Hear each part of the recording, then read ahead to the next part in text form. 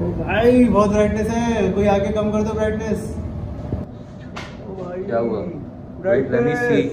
भाई क्या है ये? ओ बंद कर यार भाई इसको। Wait, I think I have an idea.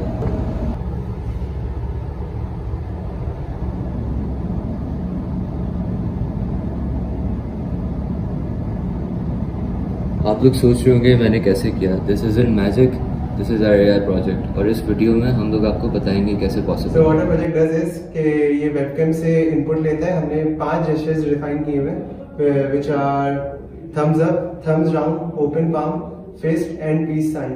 तो उसमें हम वेबकैम से इनपुट लेते हैं जिसमें हमारे सारे हाथ के लैंडमार्क्स वेबकैम डिटेक्ट करता है using computer vision and media pipe. और इससे एक हमने डिसीजन ट्री और उससे रैंडम फॉरेस्ट पूरा ट्रेन किया हुआ है and that model is use to detect the science.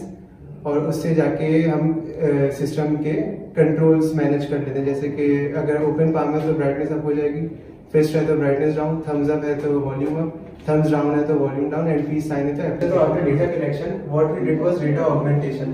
तो डेटा ऑगमेंटेशन में सिंपल ये था कि जब हमने इनपुट दिया कोई भी, तो सिस्टम में कुछ वैल्यूज बन के स्टोर हो। तो डेटा ऑगमेंटेशन में हम इसकी एक सैंपल को हम इसके मजीद 10 सैंपल्स बना देते हैं। And what we do in data augmentation इसके हम सबसे पहले करते हैं रोटेशन, कि अब हमारा जो भी जेस्चर अगर ओपन पाम है तो इसको हम 5 to 15 डिग्रीज लेफ्ट या राइट आगे पीछे किसी भी उसमें रैंडम डायरेक्शन में रोटेट करवा देते हैं। स्केलिंग में हम या तो हाथ को करीब एंड थोड़ा सा पीछे, ये डेटा को हम थोड़ा सा ऐसे शो करते हैं कि ऐसा लगे कि हाथ हमारा आगे हुआ है, करीब हुआ है कैमरे के एंड दूर हुआ है उससे। ट्रांसलेशन में हम हाथ को लेफ्ट ऐसे रोटेट या राइट ऐसे रोटेट करवा देते हैं। एंड नॉइज इंजेक्शन में बस हम रैंडम डेटा डाल देते हैं कि जैसे डिस्टॉर्टेड इमेज हमने रिकॉर्ड की हो। तो ये सब करने की वजह ये होती है ताकि हमारे पास सैंपल साइज ज़्यादा हो और हमारे जो हम आगे जाकर मॉडल ट्रेन करेंगे उसको ज़्यादा डेटा का अंदाज़ा हो जाए कि कैसे इनपुट आ रहा है। तो ट्रीज के बारे में तो आप सबने सुना होगा। जो नॉर्मली ट्रीज होते हैं वो हरे रंग के होते हैं, और आजकल सर्दियां हैं तो कहीं कहीं येलो रंग के भी होते हैं। लेकिन कंप्यूटर साइंस की दुनिया बहुत अलग है। इसमें जो ट्रीज होते हैं वो कुछ इस तरह के दिखते हैं। और हमारे प्रोजेक्ट में हमारी बात ये हुई थी कि हमारे पास वैल्यूज तो आ गई हैं, हमारे पास डेटा बहुत सारा आ गया है। क्योंकि हम अगर फॉर एग्जाम्पल अगर हम एक उंगली लें, इसके जितने भी पॉइंट्स हैं उन सबके कुछ ना कुछ कोऑर्डिनेट्स तो होंगे, और वो हमारे कंप्यूटर इस तरह डिसाइड करता है कि एंड में अल्टीमेट डिसीजन उसको क्या लेना है।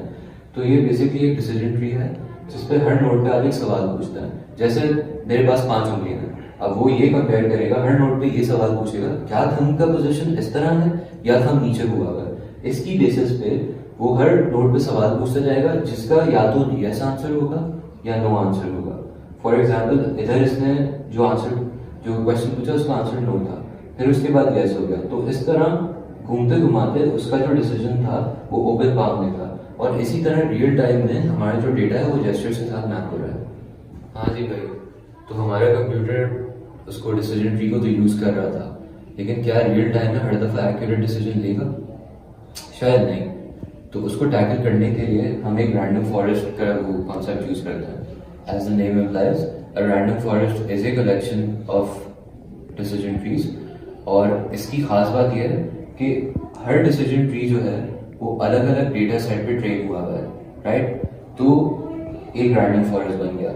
अब इसमें जो गौर करने वाली बात यह है कि आपने सारे डिसीजन ट्रीज को कंबाइन कर दिया एक जगह, फिर आप डिसीजन इसमें किस तरह लेंगे?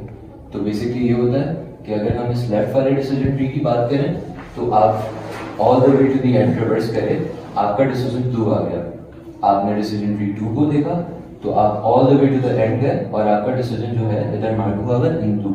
लेकिन कहानी बदल गई, आप डिसीजन ट्री 3 पे गए तो आपने इस पे ट्रैवर्स किया, आना तो ब्लू चाहिए ना, क्योंकि लास्ट दोनों दफा ब्लू आ रहा था। तो ये कौन सा कलर है? ये पीच कलर आ गया। तो अब हमारा कंप्यूटर डिसाइड कैसे करेगा? वेल, फुटबॉल देखते होंगे आप लोग, तो जो स्कोर का कॉन्सेप्ट होता है जिस टीम के ज्यादा गोल हुए, इस केस में ब्लू के ज्यादा गोल्स थे तो जो डिसीजन वो लेगा वो ब्लू से डिनोट हुआ है। तो इस तरह हमारा हर दफा ये इंश्योर करता है कि जो हमारा जो भी डिसीजन है वो करेक्ट हो, और जो भी जेस्चर मैप हुआ हमारी वैल्यू से हमेशा हुई है। फाइनली बात आ गई इसकी रियल टाइम एप्लीकेशन पे जो कि सिस्टम के कंट्रोल्स पे था।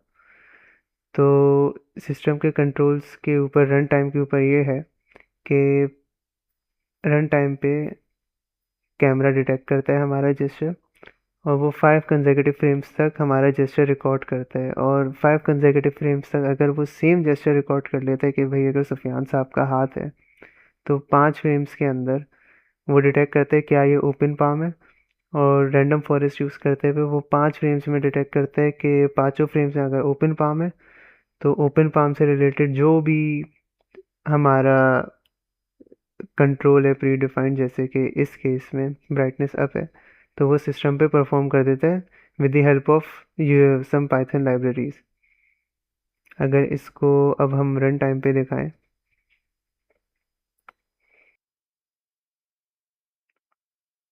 तो रन टाइम पे अगर देखा जाए इसको, तो ये अभी मेरा हाथ डिटेक्ट करता है, 5 फ्रेम्स में डिटेक्ट करते हैं कि सुफियान साहब का हाथ जो है वो ओपन पाम है, और उसके हिसाब से ब्राइटनेस अप करते चले जाते हैं सिस्टम की।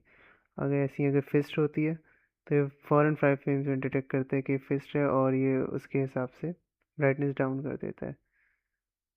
ओपन पाम पे ब्राइटनेस अप, अगर थम्स अप है तो ये वॉल्यूम बढ़ा देता है। थम्स डाउन है तो ये वॉल्यूम डाउन कर देता है। एंड अगर पीस साइन है तो एप्लीकेशन क्लोज हो जाती है।